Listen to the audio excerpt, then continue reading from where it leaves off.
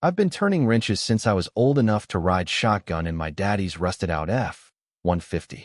These days, I run a mobile mechanic business out of my own truck, hauling tools and know-how across 3 counties in the heart of nowhere.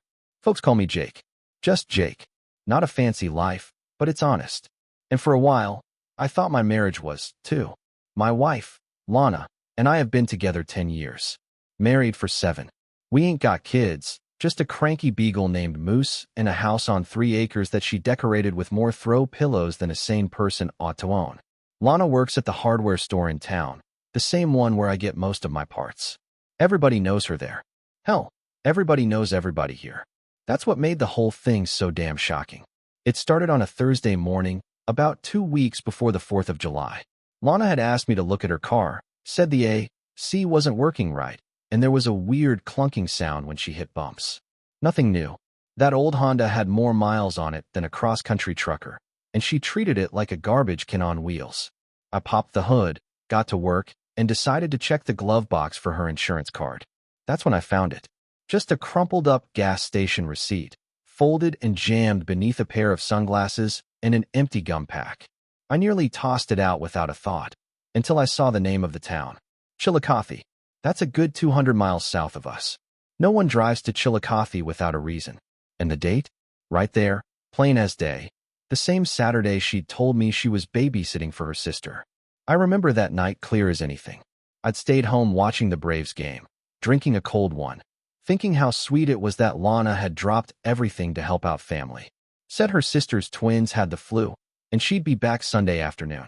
But this receipt had her filling up at a Shell station in Chillicothe at 9:13 p.m.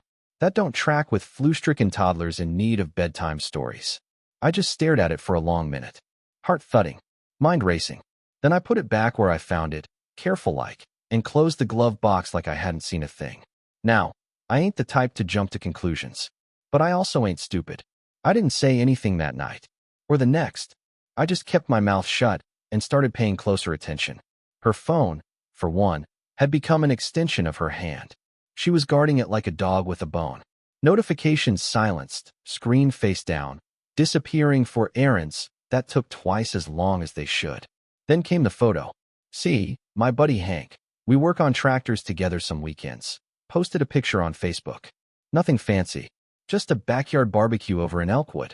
I was scrolling through, killing time between jobs, when I spotted something in the background that knocked the wind out of me. Lana, in a sundress I'd never seen before, leaning against the porch railing, laughing.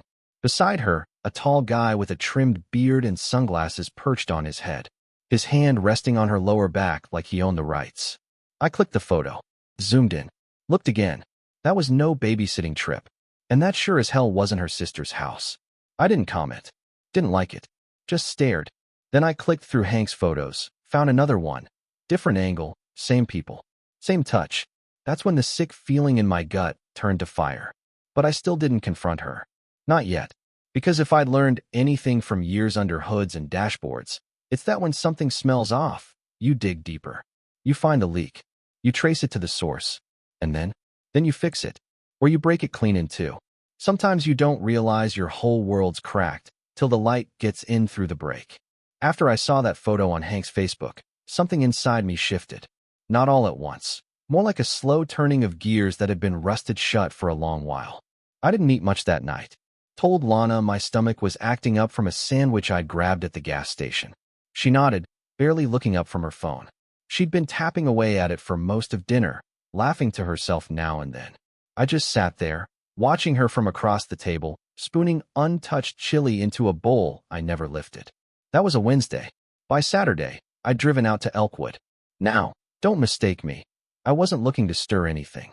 I didn't march up and knock on any doors. I'm no private eye. But a man can do a lot with a half tank of gas and a curious mind. I just wanted to see the neighborhood where the photo was taken. See if anything clicked. Elkwood's the kind of town where you could blink and miss the whole damn place. Maybe a post office, a diner with a flickering open sign, and a few homes scattered in the woods. It's also about halfway to Chillicothe. That fact sat heavy with me. I parked my truck near the edge of a little cul-de-sac where newer homes butted up against farmland. Most looked empty for the weekend, but one stood out. A big two-story with a black grill still out on the deck and a blue cooler on the porch. I recognized it right off. Same railing from Hank's photo. Same yard. I didn't know who the guy was in the photo, the one standing a little too close to Lana, but I had a feeling this was his place. Judging by the lifted Silverado out front and the God Bless America flag flapping over the porch, I figured he was local. Maybe even someone I'd bumped elbows with at a town fair or a school fundraiser and never paid much mind to. I sat there a while, engine idling, until the afternoon sun got too hot for snooping. I turned the truck around and headed home. The whole ride back, my hands stayed locked on the wheel tighter than I'd realized. My knuckles were white when I pulled into the drive. That night, I couldn't sleep. I laid in bed beside Lana, staring at the ceiling fan spinning slow circles. Her breathing was steady, peaceful. She rolled toward me in her sleep, her hand brushing my arm. Once, that would have sent a warm jolt through me. Now it just made my stomach churn. You spend years with someone, waking up beside them, splitting bills, fixing sinks and leaky windows and fighting over what to watch on TV, and you start to believe you know them. But that gas receipt, that photo, it cracked something. A quiet little truth I didn't want to face. She was lying. Not just a white lie to avoid a fight. No, this was bigger, deeper, a kind of lie that took planning. That required stories stacked on top of more stories just to keep upright. And the more I thought about it, the more I saw the rot. Like how she used to be glued to my side during holidays, but now she volunteered to house sit for her sister's dog every other weekend. Or how she'd started wearing perfume again. Not her usual lavender stuff, but some stronger scent I didn't recognize. Said she got a sample bottle from work. Never used to care about that kind of thing. And then there was the car. It was Sunday when I gave myself an excuse to poke around more. I told Lana I needed to swap out her brake pads before they wore down past safe. She waved me off, barely looking up from her phone again. "Thanks, babe," she said, and handed me the keys. I brought the Honda up on my jack stands behind the barn and spent a good hour just combing through it. More than brakes. I went over every inch. Cup holders, floor mats, under seats, back pockets. You'd be amazed what folks leave behind when they think no one's looking. Found a half-used gift card to some steakhouse, not one from around here. A crumpled napkin with a phone number scribbled in blue pen. No name. And, tucked down near the spare tire in the trunk, a pair of men's sunglasses. Not mine. I ain't worn shades since that time I sat on my only pair during a fishing trip. There was nothing illegal or scandalous in the car, no smoking gun. But each little item was like a puzzle piece, and I was starting to see the picture. Lana had a second life, and she was real good at keeping it hidden. Still, I hadn't confronted her. Call me cowardly, but I wasn't ready. I needed more. Not just for my own sake, for proof, for certainty. If I was going to pull the pin on this grenade, I had to be sure I wasn't just blowing up our life over suspicion and old receipts. That's when fate handed me something else. Hank stopped by the house the next afternoon. Said he needed a quick tune-up on his mower. While we chatted in the shade near the barn, he started scrolling through his phone to show me a picture of some boat engine he was thinking about buying. "Check this thing out," he said, flipping through. "Oh, and here, from the cookout last week. Man, your wife's got a heck of a laugh." I stiffened just a little. "She was at your cookout?" He blinked. "Yeah, didn't she tell you? Brought potato salad. Sat with Todd half the night." Todd. That was the guy in the photo. I played dumb. Nodded like it made sense. But my stomach twisted into knots. "Small world," I said. Later that night, I did something I hadn't done in years. I logged into Lana's old iPad, the one she'd given up on when the screen started glitching. She said it didn't work anymore. Thing is, I fixed it months ago. Quietly. Never told her. I guess I was just curious what she'd left on it. Maybe some music. Maybe photos. What I found changed everything. Her iMessages hadn't signed out. And right there, right in front of me, was a thread labeled Todd Fire. I opened it. Text going back months. Flirty, intimate, secretive. Plans. Jokes. Half-naked selfies, though nothing graphic. Photos of that porch in Elkwood. Emojis. Love notes. The works. And one message, dated exactly 2 Saturdays ago. "Got the kids off to my sister. I'm yours all night, red heart, bring wine, winking face." She hadn't just lied. She'd built an entire reality to cover it up. Down to the hour. I set the iPad down gently. Got up. Poured a whiskey. Sat on the porch for a long while, staring out at the fading light over the fields. Then I smiled. Not because I was happy. Not because it didn't hurt, but because now I had what I needed, and I knew exactly when I'd use it. The 4th of July was just around the corner. When a man's been lied to enough, even the quiet moments start sounding like thunder. The thing about a small town is that secrets don't keep well, not forever. They spread like motor oil on hot pavement. But what does keep, at least for a little while, is the lie you tell yourself. And I've been telling myself one for weeks. That I needed more time, more proof, that it'd be better if I had everything lined up neat before I did anything. Truth was, I wasn't ready to let go. Of her. Of us. Of the life I thought we'd built together. But once I saw those messages on the iPad, that little sliver of hope I'd been clinging to, it shriveled up and died. It wasn't just a fling. Lana was in deep with this Todd fella. There were good mornings and sweet dreams between them like some high school couple. Inside jokes I didn't understand. She even sent him a picture of Moose, our old beagle, with the caption, "Moose says hi to his real daddy," winking face with tongue. That one stung more than it should have. So I did what any man with a working wrench and a bruised heart would do. I got busy. First thing I did was clean up the garage. I'm talking real clean, sorting sockets, hanging wrenches, labeling oil cans. I needed control over something. Then I started checking Lana's car again, but this time not as a husband doing a favor, more like a mechanic preparing for a job that wasn't going to be honest work. The idea had been simmering since the night I stared at that photo on Facebook. Now it was boiling. 4th of July weekend was coming up, and I already knew her plans before she even told me. The iPad gave it away. Text from Lana to Todd. So excited for this weekend. Fireworks and just US. I'll leave early Friday morning face blowing a kiss. She told me she was going to her sister's lake house. Same story as before. Told me she might stay until Monday if the girls needed help with the twins. She didn't even flinch when she said it. She kissed me on the cheek, packed a duffel bag, and left her favorite sundress hanging by the door so she wouldn't forget it. I told her to take her time and drive safe. I said I'd spend the weekend doing some repairs around the house. Maybe clean out the gutters. Maybe catch the parade. But I had other plans. The day before she left, I replaced the thermostat sensor in her Honda with one I knew had a small, reliable fault. Not dangerous, nothing that'd put her at risk, but just enough to make the engine run hot if she drove more than, say, 90 minutes without stopping. Then I pulled the fuse for her USB charger port, figured she wouldn't notice right away. Once her phone battery dipped low, she wouldn't be able to charge it.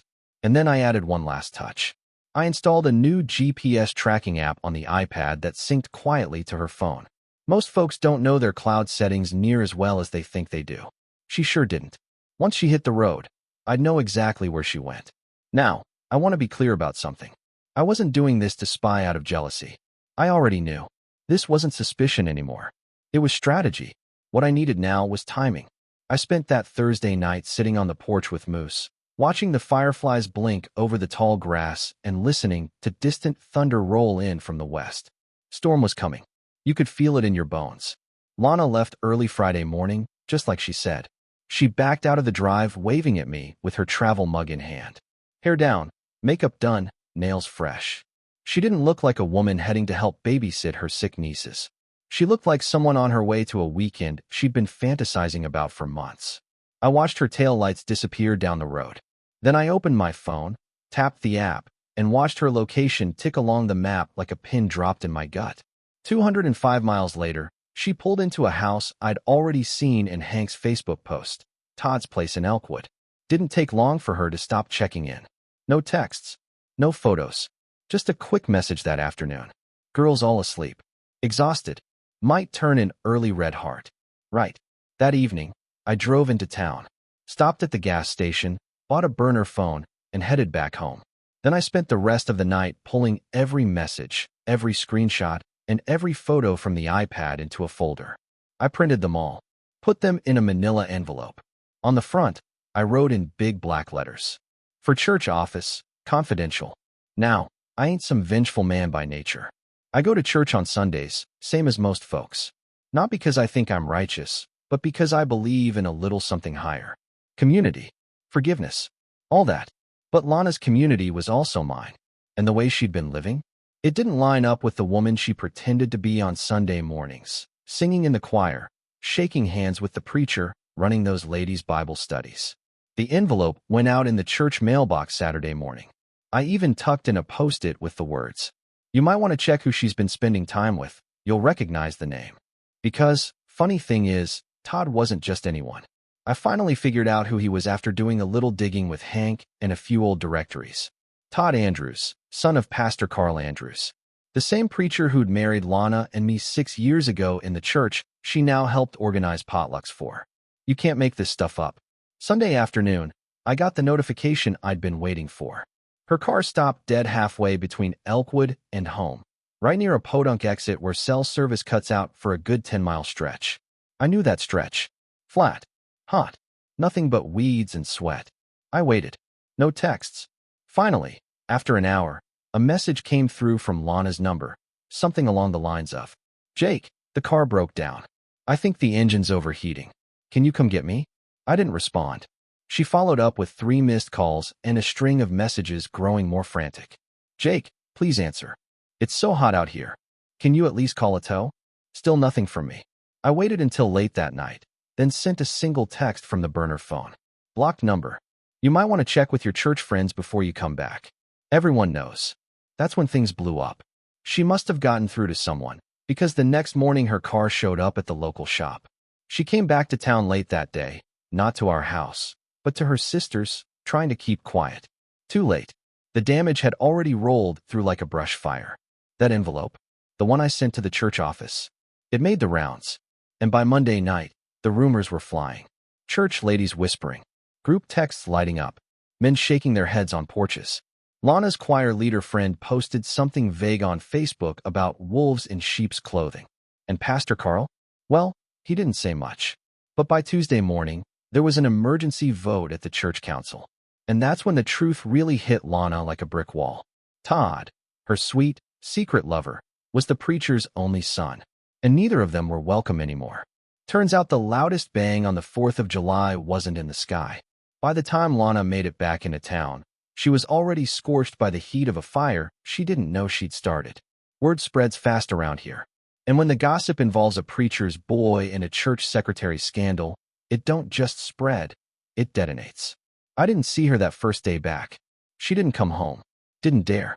But I knew she was in town because her car was parked behind her sister's hair salon off Main, trying to stay out of sight like a teenager hiding from the principal. Folks were talking. I couldn't go anywhere without hearing murmurs.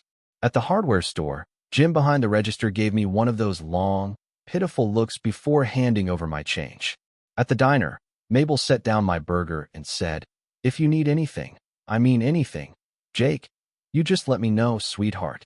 She squeezed my shoulder like I'd just lost a cousin. And then there was Sunday. See, I showed up to church that morning like I always did. Clean jeans, fresh shave, boots buffed with a paper towel. I sat in the back row, like usual. Nobody said a word to me at first, not even a whisper. But I felt it. The kind of silence that says more than a shout ever could. Pastor Carl came out and delivered a sermon that was more storm cloud than sunshine. Sermon title?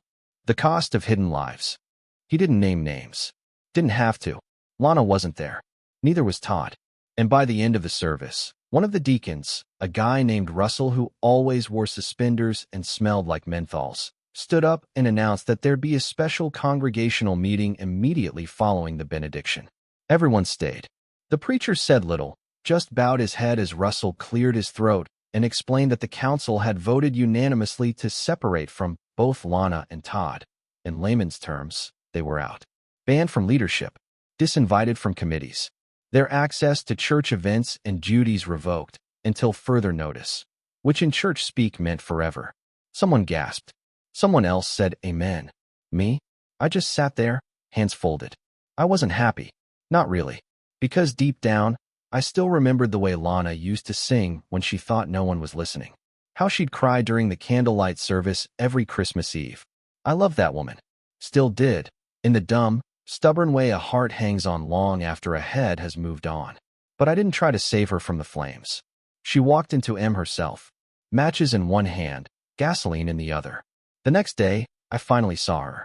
I was out front fixing the hinge on the mailbox when she pulled up in her Honda, her face pale, her eyes red like she hadn't slept in a week.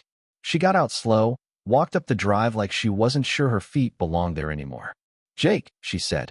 I didn't answer, just kept working. I didn't know it was going to get like this, she tried. Still didn't speak. I just adjusted the bracket and reached for the drill. You sent those texts to the church, she said finally, like an accusation. I looked up then, straight into her eyes. Nope, I said calmly. Your phone sent him. I just mailed him. Her jaw clenched. She looked down. Then, like a switch flipped, she changed tactics. Jake, you don't understand, she said, taking a step closer. It wasn't what you think. I didn't plan for this. He was someone I could talk to. I was lonely. You were always gone, working late, and… You mean fixing your car? I cut in. That shut her up. For a long moment, we just stood there. Crickets chirping from the bushes, the flag on the porch fluttering soft in the July breeze. Then she broke. I made a mistake, she whispered. Now that word, mistake, that's the one that finally got me talking.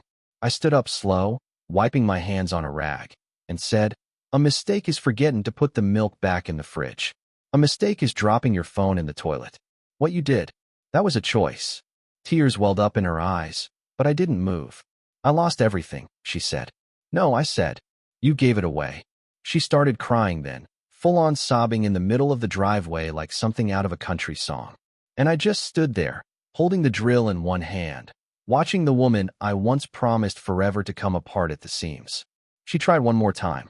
I don't have anywhere else to go, Jake. Please. Now, you'd think I might have softened. That maybe I'd offer her a place to stay, at least for a night. But I didn't. Instead, I turned, walked into the garage, and came back out with a suitcase. Her suitcase, packed with everything I knew she'd want. Her favorite robe, the photo album from her mama's place, her dumb pink headphones. I handed it to her without a word. Then I said the last thing I'd say to her for a long time. This house? It's mine again. Don't come back. She looked at me like she didn't recognize the man standing there. And maybe she didn't. Because the man she married would have forgiven her. The man she cheated on would have fought to win her back. But the man she stood in front of now? He was done being someone's fool. She left without another word. Later that night, I sat on the back porch, watching the neighbors set off leftover fireworks. Moose curled up by my boots. The stars blinked overhead, and the night air smelled like spent gunpowder and burnt hot dogs. Freedom, they say, comes at a price. I figured I just paid mine. There ain't no roadmap for what to do when the storm passes and you're still standing, just bruised and holding the pieces. After Lana drove off that day, suitcase in the trunk and shame on her face, things got awful quiet around the house. Not the kind of quiet I used to like.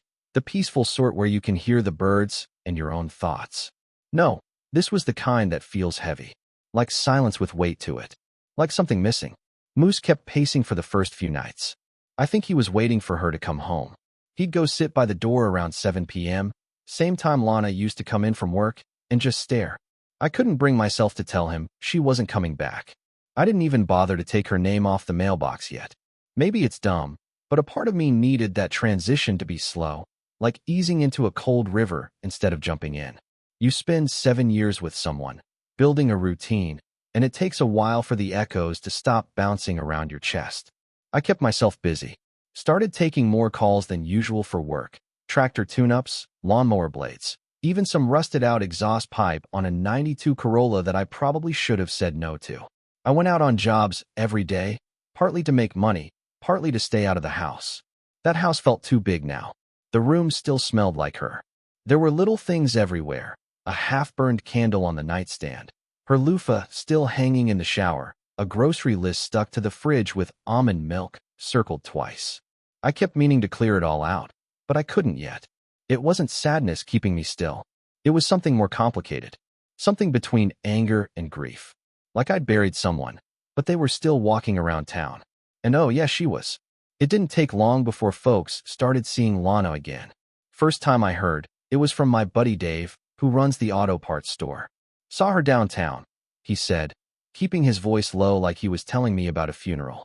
She's been staying with her sister, I heard. Looks rough. Real thin. Then came Nancy from the church choir. She came by the building Wednesday afternoon, Nancy said, pursing her lips. Asked to speak to Pastor Carl. He wouldn't see her. Said she needed to respect the council's decision. Word was, Todd wasn't picking up her calls either. Turns out, when your affair cost your dad his standing in the church, it don't exactly make for a lasting relationship. I heard, third hand, That Carl told Todd to pack his bags and get out of his house. That the preacher's wife, who'd always smiled through clenched teeth when Lana sang on Sundays, was done playing nice. That Todd had been kicked out of both his daddy's church and his own damn family barbecue. Guess that spark, they didn't hold up well under scrutiny. They say revenge is best served cold. I wasn't trying to serve revenge, exactly. I didn't plan this all as a way to watch them burn. But I'll admit, knowing that the same lies she spoon-fed me ended up strangling her in front of the entire community, well, let's just say I didn't lose any sleep over it. It was about a week later when she showed up again. I just pulled back into the drive after a long job out by the county line, busted radiator on an old man's pickup. I was sweaty, tired, and just wanted to sit on the porch with Moose and a cold beer. But there she was, sitting on the porch steps like she used to, legs tucked under her, arms around her knees, wearing an old sweatshirt I recognized, mine, actually, and sunglasses too big for her face. She looked smaller than I remembered. When she stood up, her movements were slow, like she didn't know if I'd yell or slam the door. But I didn't do either. I walked up, dropped my tool bag on the porch, and stared at her. "I know I shouldn't be here," she said, her voice quiet. I didn't know where else to go." I didn't answer. She looked around. "It's funny. Everything's still the same, but it doesn't feel like it used to." I crossed my arms. "You want something?" I asked flatly. She hesitated. "I want to say I'm sorry. That all." She swallowed. "And maybe I want you to know. I didn't leave because I didn't love you. I left because I thought I was broken. I kept trying to fill some kind of hole. And Todd, I don't even know what I saw in him. I don't even think he knew." I stayed silent. Lana wiped her eyes with her sleeve. "I messed up, Jake. I wrecked everything. I wrecked you. I see it now." "No," I said. "You don't." She looked up at me, confused. "You see the wreckage," I told her. "But you don't feel it. You didn't watch it happen in real time. You didn't stay up at night wondering if the person you loved was ever real. You didn't carry the damn pieces of our life around like glass in your gut for weeks." She blinked, stunned. "I don't hate you, Lana," I added, softer this time. "But I sure as hell don't trust you." She nodded slowly. "Can I ask you something?" she said after a pause. "What? Was it you who leaked the messages?" I didn't blink. "It was your phone." She gave a sad laugh, wiping at her cheek. "You always were smarter than I gave you credit for." "No," I said. "You were just too busy lying to notice." We stood there in silence for a long while. Crickets started to chirp again. Somewhere down the road, someone lit a firework early, a single pop in the evening air. "I'm moving," she said finally. "Yeah. My sister's done with me too. Says I embarrassed the family. So I'm headed to stay with a friend outside Lexington. Just for a while." I gave a short nod. "I just wanted to tell you in person," she said, stepping backward toward her car, "that you were always the better man, even when I didn't deserve it." I didn't say anything, just turned and went inside. The door shut behind me with a soft click, and the house went still. Later that night, I sat on the edge of the bed, our bed, and looked around the room. Half the photos were gone. The drawers were emptier. But it finally felt like mine. Not ours. Mine. I pulled out the envelope I'd tucked in the back of my closet, the one with the papers I hadn't looked at yet. Inside, divorce papers. Blank. And signed. The lawyer had drafted them weeks ago. I'd asked him to. I didn't know what I'd do with them back then. But now I did. They say truth sets you free. But first, it burns everything else down. The morning I signed the divorce papers, it was raining. One of those steady southern rains that soaks everything in a slow, gray hush. I sat at the kitchen table, the same table where Lana used to sip her coffee and hum to herself before church, and I stared at the pen in my hand for a long while before I finally put it to paper. There was no rush, no dramatic music, no thunderclap, just the scratch of ink against paper and the low creak of Moose settling by my feet. It wasn't about punishing her anymore. It was about peace. I folded the papers neatly, slipped them in the return envelope the lawyer had given me, and sealed it. That was that. 7 years, closed up in a manila folder with a date and a signature. I didn't cry. I didn't smile. I just breathed, really breathed, for the first time in a while. But as it turned out, I wasn't the only one reaching an ending. The same day I dropped those papers off at the lawyer's office, I stopped by the church. Not for a sermon. Not even for fellowship. I just needed to see it. The old white building sat proud on the hill like it always had. steeple pointing toward a sky that couldn't quite make up its mind between storm and sun. I walked in through the back door, nodded at the custodian, and stepped into the sanctuary. Empty pews, faint smell of hymnals and dust, and silence. You don't realize how many memories live in a church until you're standing in one alone.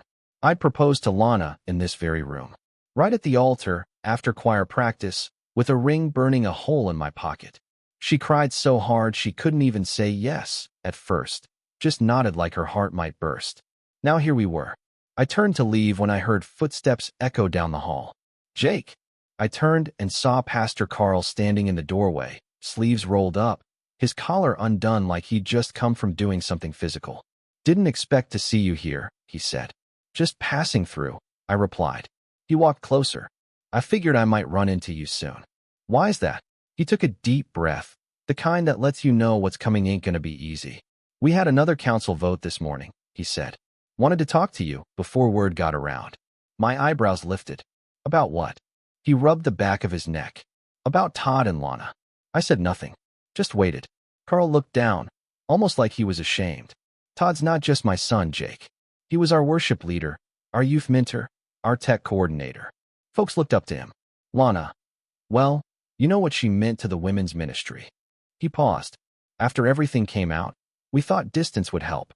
Thought they'd step back quietly, let things cool. But they didn't. They kept meeting up. Out in Lexington, up in Charleston, even posted pictures together online. Like nothing happened. I frowned. That surprise you? He sighed. No. But it's one thing to make a mistake.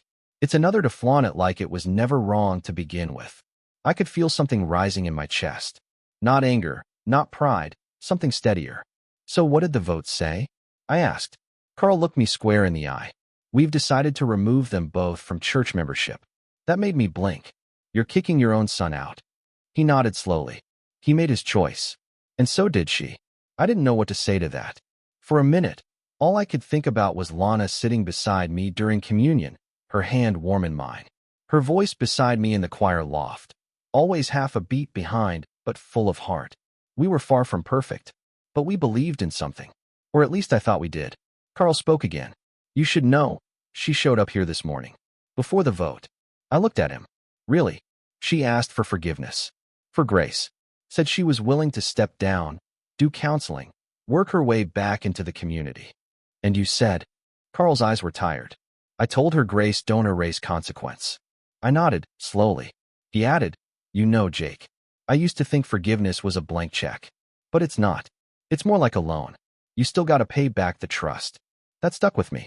I left the church not long after and drove out toward County Route 9, where there's a small diner I like that makes sweet tea better than anyone in 3 counties. I ordered lunch, sat by the window, and scrolled through my phone, not looking for anything in particular. Just trying to kill time. That's when I saw the post. It was a photo, just uploaded to a local community group. Grainy, a little off-center, clearly taken from a distance. Lana and Todd, standing outside a gas station near the highway. His hands were in his pockets, looking down. She was sitting on the curb, shoulders slumped. Caption read, didn't want to stir trouble, but saw these two outside the Shell station. Heard arguing. She looked upset. Anyone know what's going on with them? I stared at the image for a while. Then I scrolled down to the comments. Some were harsh, others sympathetic, but one stuck out. I heard Todd got fired from his IT job in Lexington. Something about inappropriate behavior. Lana's staying with a cousin now. Don't think they're doing so hot. I set the phone down. Suddenly the sweet tea didn't taste quite as sweet. Later that week, I ran into her sister, Darla, outside the post office. She looked like she'd rather be anywhere else. She left town. Darla told me, shifting her purse nervously. Said she couldn't take the way folks looked at her. I nodded. Probably best. Darla hesitated. She said you were kind. That you didn't scream. That you treated her better in the end than she ever deserved. I shrugged. Didn't do it for her. No, Darla said. I figured you didn't. Then she leaned in, lowering her voice. You know he was the preacher's son, right? I looked at her, unimpressed. You don't say. Darla laughed a little, bitter and sad. Guess it's true what they say, she muttered. The higher they climb, the harder they fall. I finished. She nodded. And they ain't got much left to land on. A month passed. Then 2. The divorce was finalized. The house grew quieter, then calmer. I started planting tomatoes in the backyard again. Moose finally stopped sitting by the door. And me? I started living. Not big, not loud, but real. One Friday afternoon, I got a call to fix the brakes on a church van. Pulled up to the lot, tools in the back, fresh oil stain on my jeans. Pastor Carl waved from the steps. "You good?" he asked. I smiled. "I am now." As I knelt beside the rear tire, wrench in hand, I realized something strange. This story, my story, didn't end with a scream, or a punch, or a slap in the face. It ended with a wrench, a dog, a few fried eggs, and a sunrise. It ended with dignity. And sometimes, that's better than fireworks. The end. Subscribe to the channel